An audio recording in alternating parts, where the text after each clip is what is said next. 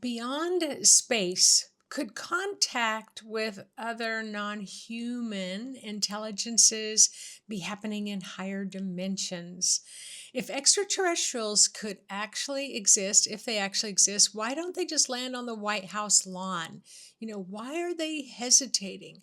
Why is it that not all of us see them? Could it be that we are actually just looking the wrong way or we're not paying attention? Modern physics and consciousness research suggests that reality may be coming through in layered ways that goes beyond just sheer imagination. What if advanced beings communicate in ways that we're only just beginning to understand? So let's just go ahead and dive into those higher dimensional conscious contacts. So before we get started, I wanted to share a story. But before I share this story, just want to introduce myself. My name is Nancy Rebecca. I am a registered nurse, retired, but for 30 years I've been teaching about uh, intuitive psychic development. I believe that being able to access our intuitive and psychic abilities is not only going to be essential, it's going to be vital for how we are moving forward with this great time of change on the earth. And so I'm going to be talking about that again in a few videos, kind of back to back videos, talking about different levels of potential. And so, yep. If you are new, go ahead and subscribe to my channel and welcome, welcome, welcome. So, in this story, I had an experience, and when did this happen? Okay, it was 2 years ago, and I happened to be in Vernal. I didn't just happen to be in Vernal, Utah, but I was there for the conference Phenomicon. So I had become a big fan of the show Skinwalker Ranch. So I was super excited when I found out that it was my mother and I went together, and we found out that for $100, we could do this little excursion. We get on this bus, and that we would be taken out to Skinwalker Ranch. Now, if you're not familiar with what Skinwalker Ranch is, I don't think that I would be exaggerating too much to say it's probably one of the most active UFO sites in the world. And so they actually have scientists that are there studying it. But the vibrational frequencies shift so much, they can have radiation, bursts of radiation, they can have lots of weird things happen. And so their insurance company will not allow anybody to go on the property. So they've got these big fences all the way around, and I think it's like 500 acres. But we were going to go on the outside, and we were going to be able to look at the big mesa, and we were going to be able to see where the different points are where they filmed the show. Now, there were two buses that ended up going, and on each bus were stars of the show that would talk to us. And then I think on the way back, they switched places. So it was loads of fun, and we were all excited. I would say it was probably maybe about 50 of us that ended up going. So we step off the bus. It's a beautiful sky. It was probably about 5 o'clock in the afternoon there in Vernal. All right, now I'm going to get to my story. So first of all, I live in Washington State. I happen to live in the Western Washington, and it rains a lot here. So my point is, we have a lot of gray sky. So I was admiring the incredible blue skies in Utah. And I'm kind of tired. I think it's the last day. We've been there for 3 days. I've been hearing about spaceships and UFOs and non-human intelligence and lots of scientific data. I've been hearing from military personnel that have been witnessing these different spacecraft. Anyway, been hearing it for days, along with Sasquatch and some other things. All right, so I'm tired. So I'm trying to create the story for you, but I'm admiring this blue sky. Now, I happen to be clairvoyant, which means I can see energy and I can see energy fields. So my visual sight with my eyes open, my senses, I can see kind of in a multidimensional universe. But so here I am, I'm standing, I'm looking at the sky.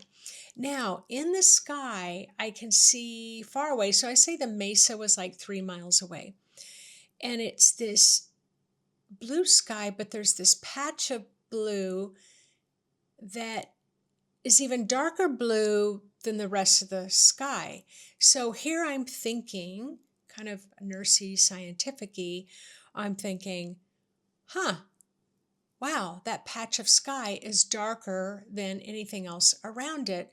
And it seemed to be kind of moving. So here I'm thinking, oh, it must be like ice crystals 30,000 feet above or something that's just causing the color to be a little bit different. I even kind of tapped on the shoulder of a couple of people near me and I said, hey, can you see that darker part of the sky? And they couldn't see it. So I could see it, they couldn't see it.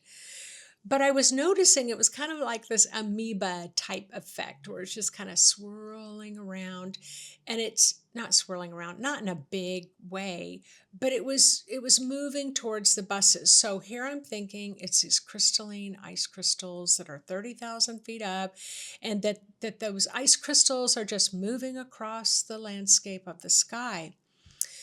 So what ended up happening was that little darker blue that nobody else could see stops above the buses. So it didn't keep moving. So then I think, all right, something's up here. That's not quite right.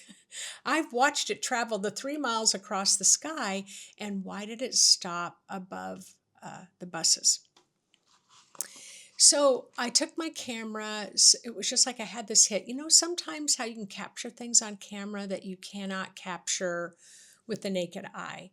And so I have pictures of me. I think my mother took pictures of me where I'm facing my little iPhone and I'm just click, click, click, click, click away. Everybody's kind of looking at me like I'm a bit strange, but that's okay. No big deal.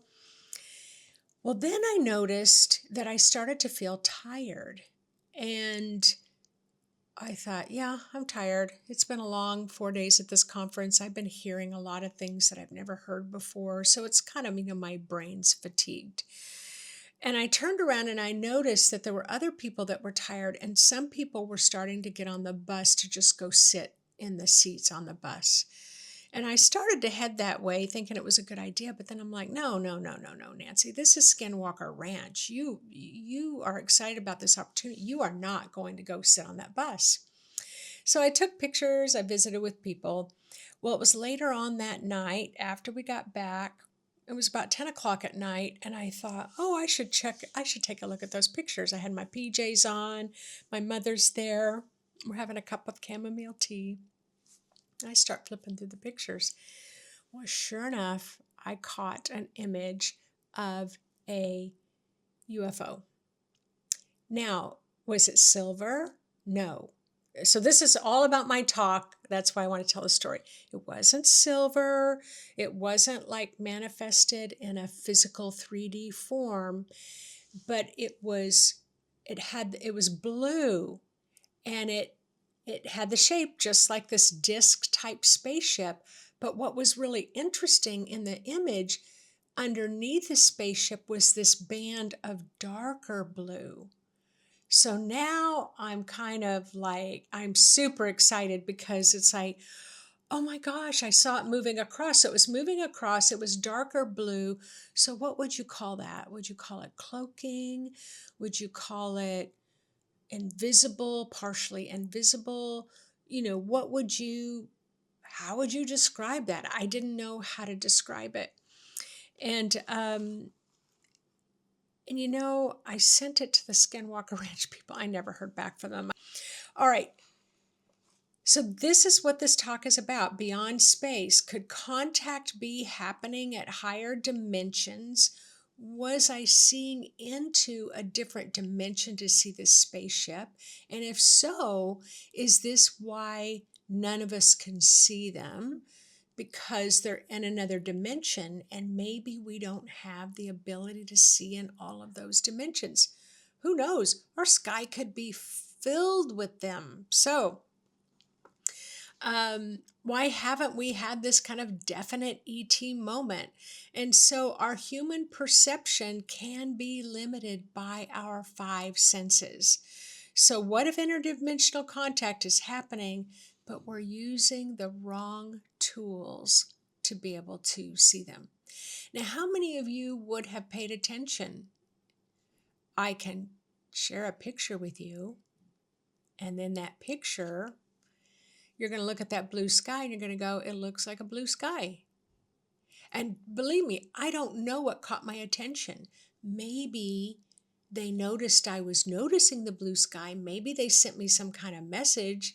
I didn't hear a message, but there was something I couldn't take my eyes off of that little darker blue. So I'll see what I can do. If the images don't show up, that means my editor was not able to add them in. Okay, so higher dimensions are like a year ago, we were like our third dimension, this world that has, it's based in matter. I can touch my body, these flowers over here, you can touch, they're real. The plant is real. The lights that I have for the video is all real. It's tangible. But in the fifth dimension, it's always been described that it's not, it doesn't have matter. It doesn't have a solidness like touching this desk that I'm sitting at. And so we've been being told that we're moving from the third dimension to the fifth dimension. But here's the thing, that was a year ago. Well, that whole rule seems to have changed, because now it seems like we're expanding more. And I would say even up to the 12th dimension. And some of you may even go higher than that. But we are expanding in consciousness.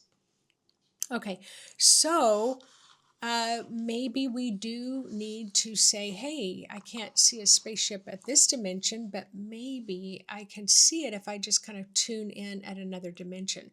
So another dimension is another frequency. And in that frequency, certain things can exist and certain things can't exist. In the angelic realm, I often will see them in the 12th dimension. So anyway, you can have different dimensions that can reveal certain things. And like on Skinwalker Ranch, they have a portal where they can see it in the 3D world, the spaceship, and then suddenly it's like it just goes behind a curtain and they no longer can see it anymore. So advanced beings are probably able to operate at a vibrational frequency that's beyond our senses, just like an ultraviolet light cannot be seen by the human eye.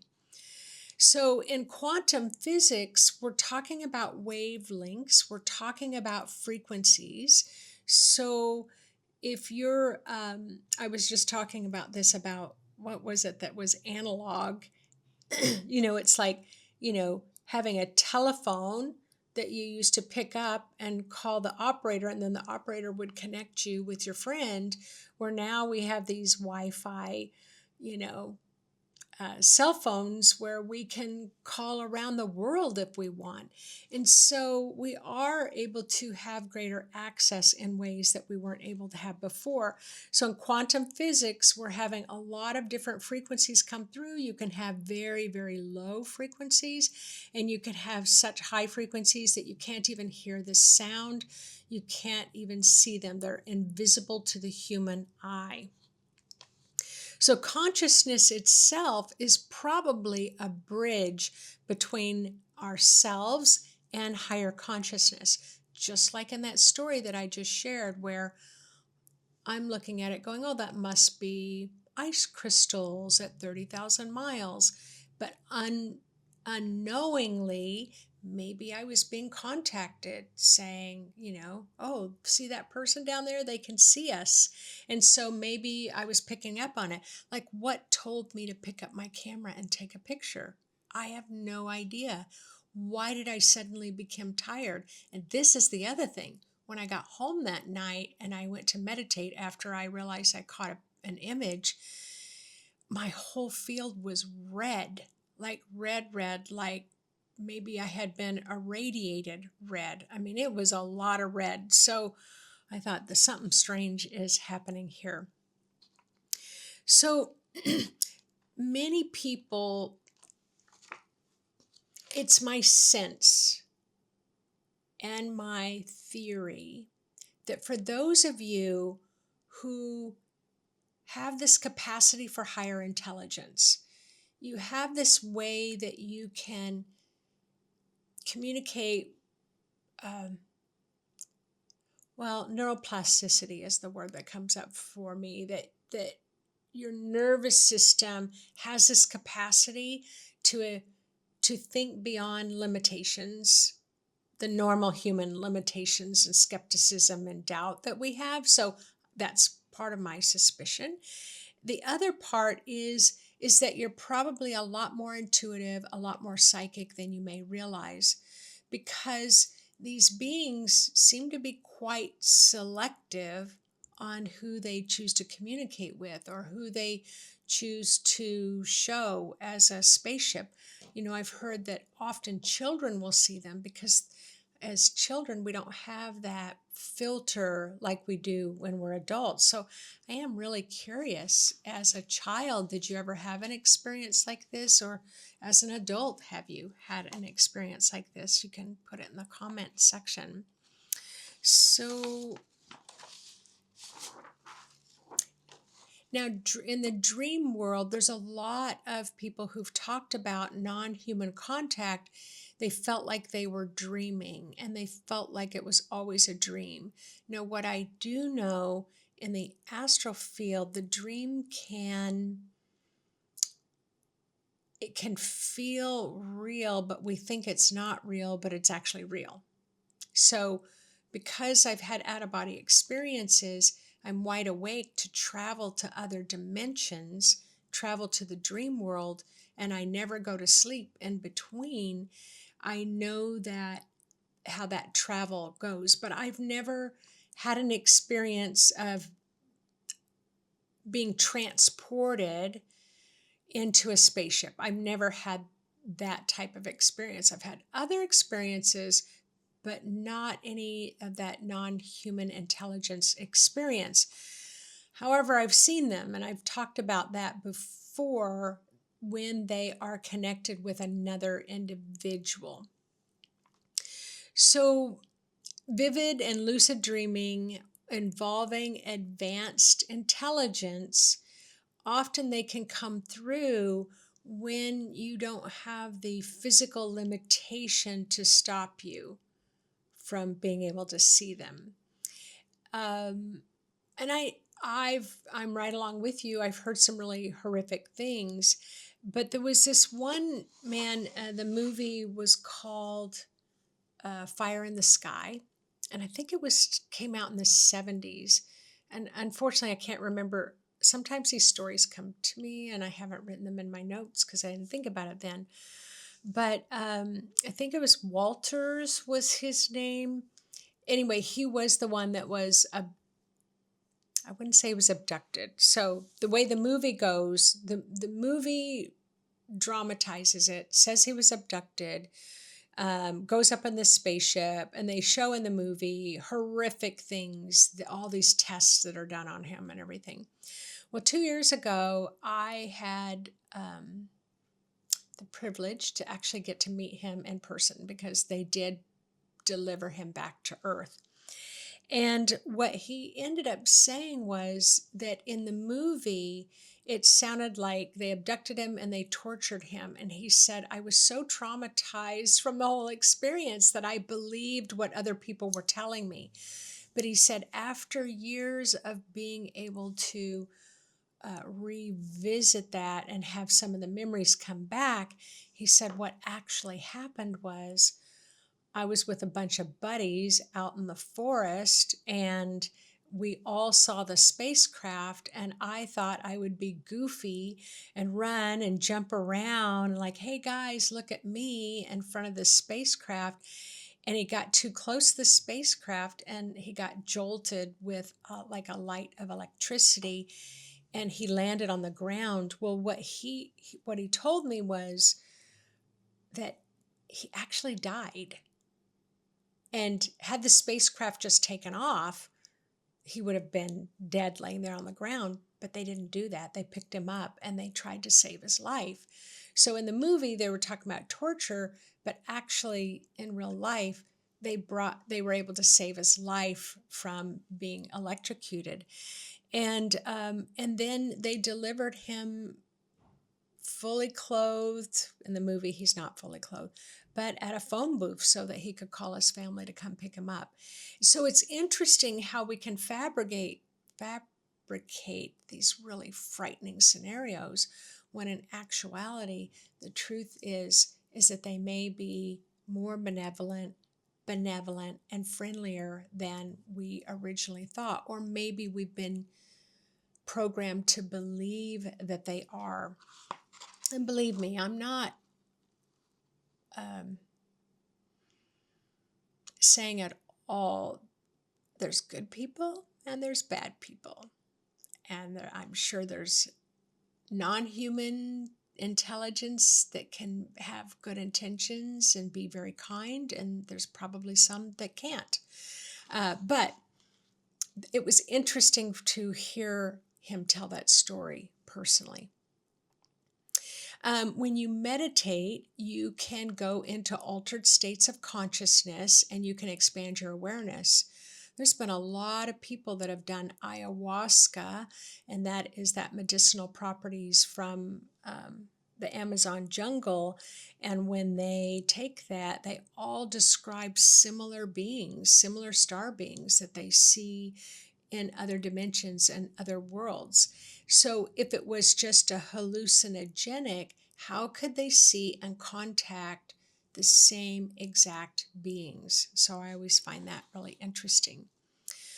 There was the CIA Stargate project where they did remote viewing. And so they would attempt to connect with these other non-human intelligences and connect with spaceships. They've had some high successes with that. They ended up, and they did it through remote viewing. And remote viewing is they would get the coordinates, or they would just kind of tune in, go into that deep meditative state, and then attempt to contact other beings. Dr. Stephen Greer, I've heard many of you mentioning Dr. Stephen Greer, and so I did look at a couple of, I think as his website or YouTube videos. And for the last 30 years, he's been doing meditations where they send messages out and spaceships will come in. They will see spaceships. So this kind of blows my mind. How about you? What does it do for you? Because I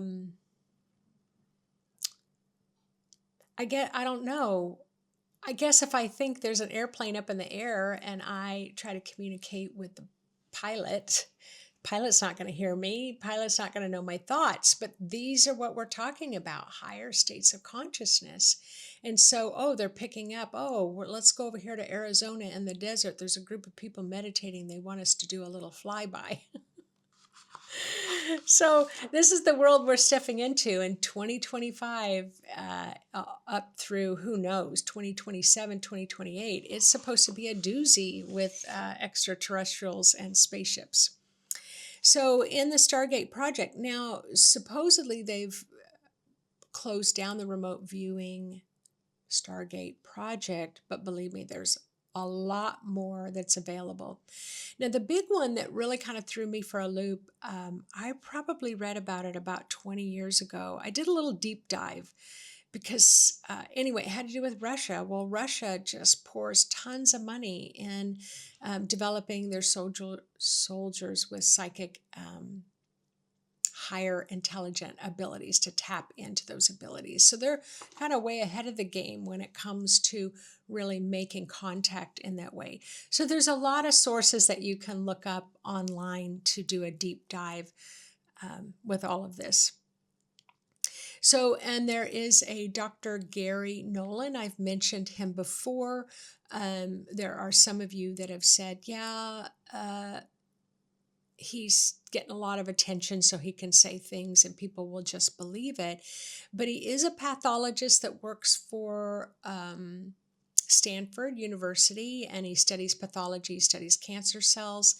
And when I've been watching a few videos where he has been able to study people who've been in contact with non-human intelligences and been in contact with their ships, highly technical, advanced ships. And he's been able to see some similar patterns, and he's very open about it. So you can look up Dr. Gary Nolan online as well. Let's see here. So if higher dimensions exist, perhaps advanced beings are actually trying to connect with us on their terms, but not ours. So could you expand your consciousness, opening the door to contact? Does that kind of scare you to think about doing that? Or have you ever actually played with it? And if you've explored it through curiosity, have you ever been able to have an experience that validated it? And if it did, what did they look like? What was the experience? I would love to know. So if you've ever felt like someone's trying to communicate with you, or you look around and say, I don't feel like I'm alone here, it may be that you just need to tap into another dimensional realm to be able to take that in at an intuitive level and maybe get some insights. Because that's definitely how it happened for me when the blue light beings came in. But that is... it's a lot to take in, isn't it? So I really enjoyed sharing my stories with you. Thank you so much for tuning in. Don't forget, if you haven't subscribed yet, hit the subscribe button. Then you can click the little bell and you'll be notified. I clicked the bell on a channel I wanted to subscribe to, and I'm like, how come I'm not getting notices? And it was because the bell was just like the general bell. And then I clicked on the personal bell, and that's when I got notices. So I'm learning all the time, just like you are. Anyway, I look forward to seeing you on the next video.